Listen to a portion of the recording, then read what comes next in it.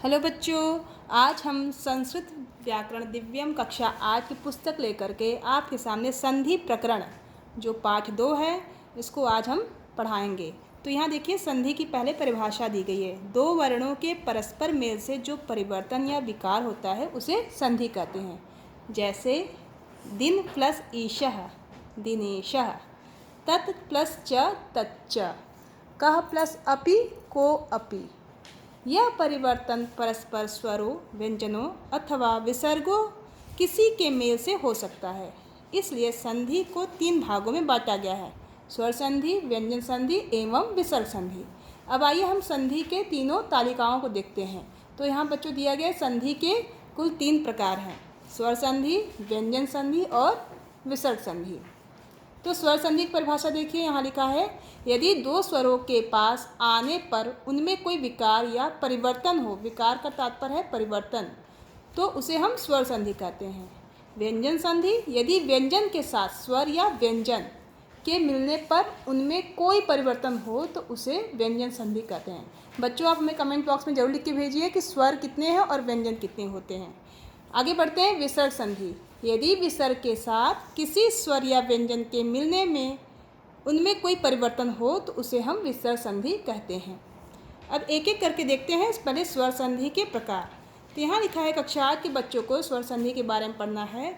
दो स्वरों के आपस में मेल से स्वर संधि होते हैं। स्वर संधि के कुछ भेद इस प्रकार दिए गए हैं, आप देख के इसको कॉपी पे लिख लीजिएगा।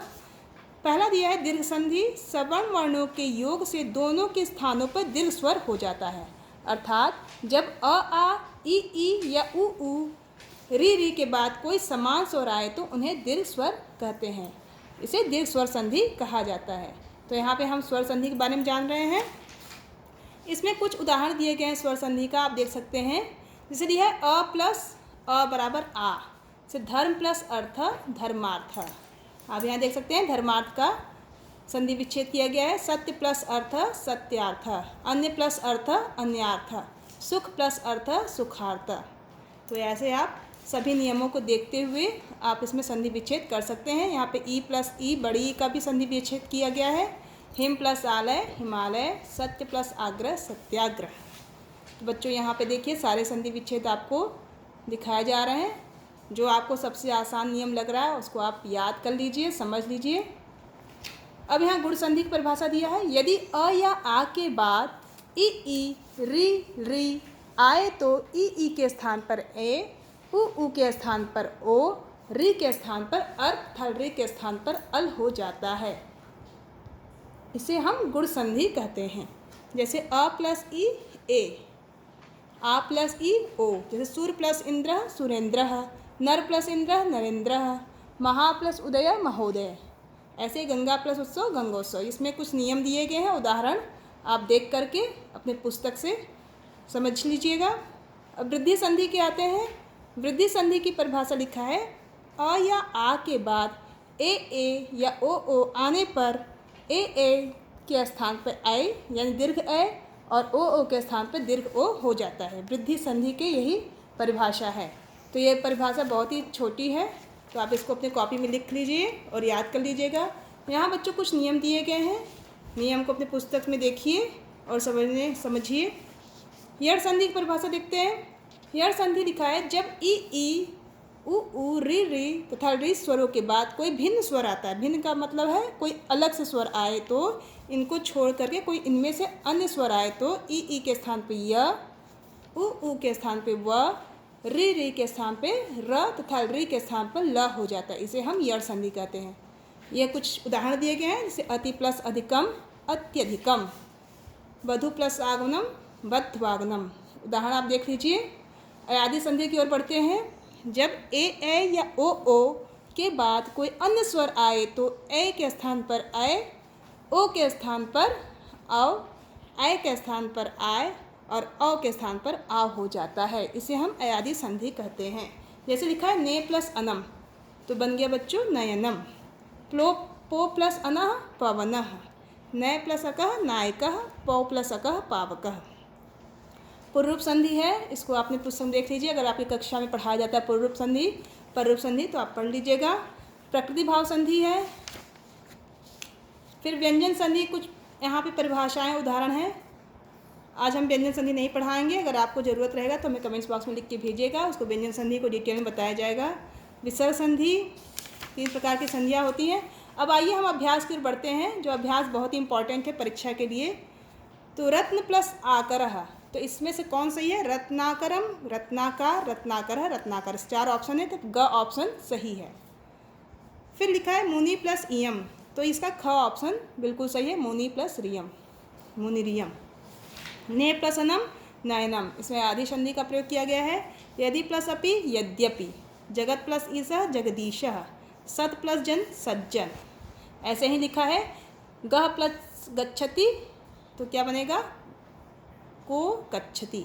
सर्वे प्लस अत्र, सर्वेत्र, इसमें अवग्रह का प्रयोग किया गया। शे प्लस अनम, शयनम। वी प्लस आप्तः, व्याप्तः। अब यहाँ पे लिखा है अधोलिखित पदों का संधि विच्छेद कीजिए। ने प्लस अनम, नयनम। सूर्य प्लस ईशः, सुरेशः। सत्य प्लस आनंद, सत्यानंदः। नदी प्लस इव, नदीव। ते प्लस अपि, तेपि। फिर लिखा है रंजित पदानाम संधिम कृत्वा रिक्त स्थानानि पूरयति, यानी रंगीन शब्दों की संधि करके रिक्त स्थानों को पूरा करिए। मम अद्य परि प्लस इच्छा, तो हो जाएगा परीक्षा अस्ति। क्रिया प्लस आत्मकः, क्रियात्मकः भव। अहम शिष्ट प्लस आचरणम, शिष्टाचारम। कार्यकर्ता धृत उत्साहयुक्त, धृत्युत्साह युक्त अस्ति। युक्त प्लस आत्मा, तो बोलेंगे युक्तात्मा। प्रश्न नंबर 4 की ओर देखिए। अधोलिखित वाक्यों में रिक्त स्थानों में संधि विच्छेद करके लिखिए। तो रिक्त स्थान भरना है। सह सदाचरी, तो इसका संधि विच्छेद करेंगे सत प्लस आचरी। परोपकार का संधि विच्छेद करेंगे पर प्लस उपकारी। सर्वेश्वर का सर्व प्लस ईश्वरः। तीर्थाटनम, तीर्थ प्लस अटनम। विद्यालय का विद्या प्लस आलय। ये संधि विच्छेद हैं जो रंगीन दिए गए हैं। कलर जो ग्रीन कलर से आप देख रहे हैं उसके सारे संधि विच्छेद यहाँ पे बताए गए हैं। क्रियाकलाप है बच्चों, यहाँ पे कुछ एक्टिविटी दिया गया है। एक्टिविटी देख लीजिए। आपके घर में जो जो सदस्य हैं उनके नाम लिखिए। उन नामों का संधि विच्छेद करके लिखिए कि ये नाम किस संधि के भेद हैं। क्या संधि को पढ़ना आवश्यक है, इस विषय पर आप चर्चा करिए। स्वमूल्यांकन, सेल्फ असेसमेंट, इसमें से अधोलिखित शब्दों में से जो संधि युक्त शब्द है उसको छाट कर लिखिए। तो हमने यहाँ सर्कल किया है। परोपकार, स्वागतम, यथोचितम, दयोर्मी, प्रत्युपकार, स्वागतम। फिर मूल्यपरक प्रश्न है, वैल्यू बेस्ड क्वेश्चन है। यहाँ पे देख लीजिए, वैल्यू बेस्ड क्वेश्चन कुछ बताए गए हैं। क्या आप इस मंत्र के भाव को स्वीकार करते हैं, जिसका भाव है वयम सहैव रक्षाम कुर्याम, वयम सहैव खादेम, वयम सहैव वीर्युक्तम कार्यम कुर्याम, वयम तेजस्विनः भवेम, वयम कदाचित केनाचित सह द्वेषम न कुर्याम।